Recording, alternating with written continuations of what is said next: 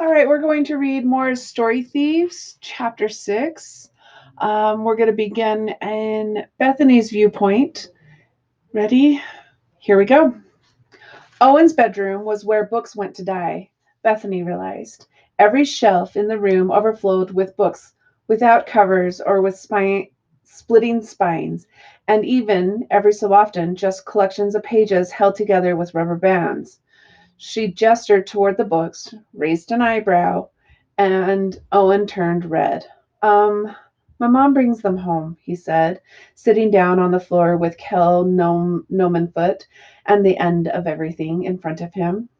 Whenever a library book gets too beat up to lend out anymore, she gives it to me.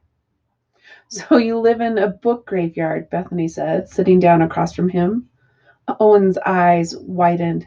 Ooh, that'd make a fun story. Have you ever been to a graveyard in a book? Like Pet Cemetery or something? No horror books, Bethany said quickly. That's rule number one. Horror is a good way to get yourself killed. And speaking of rules, let's go over them while we still can back out of this. Bring 'em on, Owen said a little bit too loudly. Bethany shushed him, despite the fact that no one was home.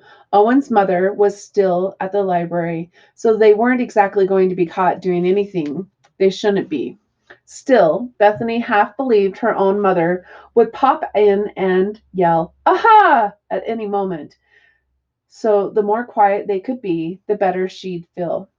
There are 5 rules total, she whispered, giving Owen an annoyed look.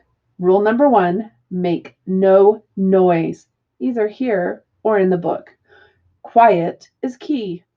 Got it, Owen mouthed silently. She rolled her eyes. Rule number 2, no talking to characters, no matter what. Talk to a main character, you might show up in the book. And that's the absolute last thing we want to happen. Even if it doesn't change the story, everyone who ever read the book would see our names. That cannot happen. Owen nodded, but his eyes lit up with excitement in a way that fundamentally disturbed Bethany. So she quickly continued. That brings us to rule number 3. We do not change the story. No way, no how. If we touch something, it goes back exactly the way we left it. It is maybe the most important rule, except all the rules are the most important. Do you understand? Sure. But you've eaten chocolate and taken gobstoppers. How did that not change the story? Because they'd never notice a little chocolate missing from a chocolate river, or a gobstopper that we took from the gobstopper machine while the Oompa Loompas were teaching the kids a lesson. Bethany said, feeling a little guilty since she really shouldn't have done either thing. But that had been a really bad day. Anyway, these are my rules for you. If you want to come, you follow them. Got it? Got it, Owen said, nodding again. She gave him a suspicious glance, then grabbed the book. Okay, are we ready? What about the last 2 rules? Bethany wrinkled her nose. I really only had 3. So the last 2 are listen to me at all times and don't do anything stupid. That work? I'll do my best on the last one, he said, and laughed. Bethany stared at him without cracking a smile, and he stopped laughing. Now you've got a chapter where Kill and his teacher aren't around, Bethany asked. Owen reached over and opened Nomenfoot and the end of everything to a marked page. Yep, the spell book is just sitting out. Kel's off beyond the edge of the universe where he just found the 6th key, but he hasn't gotten back to existence yet. The Magister is distracted, casting a spell to locate the 7th key. It's the perfect time to sneak in and learn the location spell. No one will ever know. Bethany glanced at the page. It wasn't easy sifting through the past, especially for things deliberately mislaid. The Magisters carefully woven 1011 spells together into elaborate tapestry, threading them in and out of one another. Some showed his life or his children's children's, or the school he once ran, or even old enemies.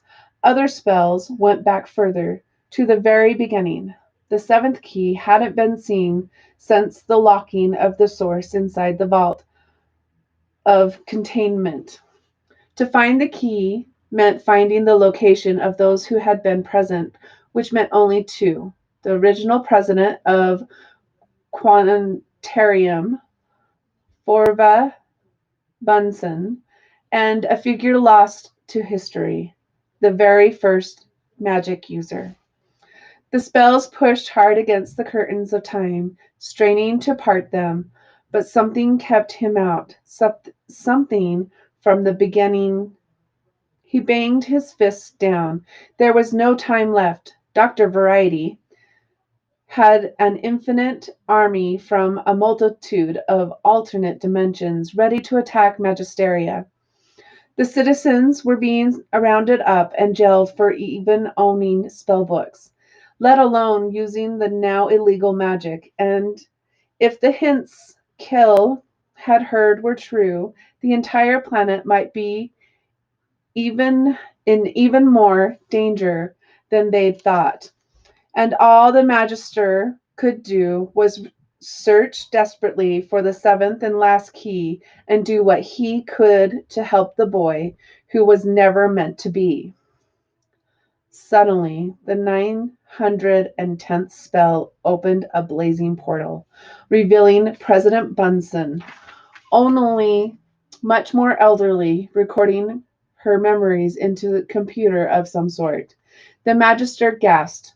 This was it, the first clue to the location of the seventh key, the one most hidden, the one designed to keep any and all from ever opening the vault of containment, hidden beneath Quanitarium and unleashing the greatest power known to all of mankind, the source of magic. Kill would have to know. Over the hills of Magisteria, through the forbidden space separating Quanitarium from the magic planet, and into the cities of science traveled all new spells, searching for Kel. The spell passed beyond Quanitarium's atmosphere, back into the nothingness of space, then beyond even that, to true nothingness, to the end of space itself, to Charm's ship, the scientific method, and then passed to whatever lay beyond everything, and into Kel's mind. I hope I'm not disturbing you, the Magister said through the magic directly into Kel's thoughts. But I found a clue to the seventh key's location. You must locate the original computer on Quanitarium. The original what? Kel thought back. Sorry, I'm having a bit of trouble thinking since I'm beyond the edge of existence. I'm not even really sure that I'm existing myself right now. The Magister smiled to himself. You are thinking, therefore you are existing, he said.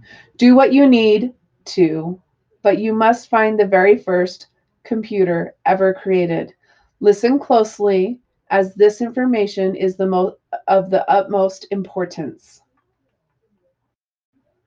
Owen reached over and grabbed the book from her hand before she could turn the page. See, he said, it's the perfect time to sneak in. He'll never even know because he's doing all kinds of magic and talking to Kel.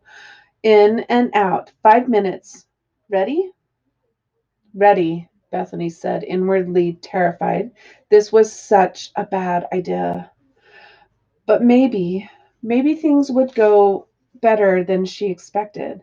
Maybe it'd be even fun to do a little magic, and they'd laugh and have a good time, and maybe, probably not, but maybe she'd find out that Owen really could be trusted, might even be a friend. That'd be nice, wouldn't it? To have someone to hang out with in the books, to talk about things, maybe even help her look for her father? She smiled, strangely optimistic. Could this be the first time in her life where things actually went well? Okay, you guys, that's the end of chapter 6. We'll read chapter 7 this afternoon.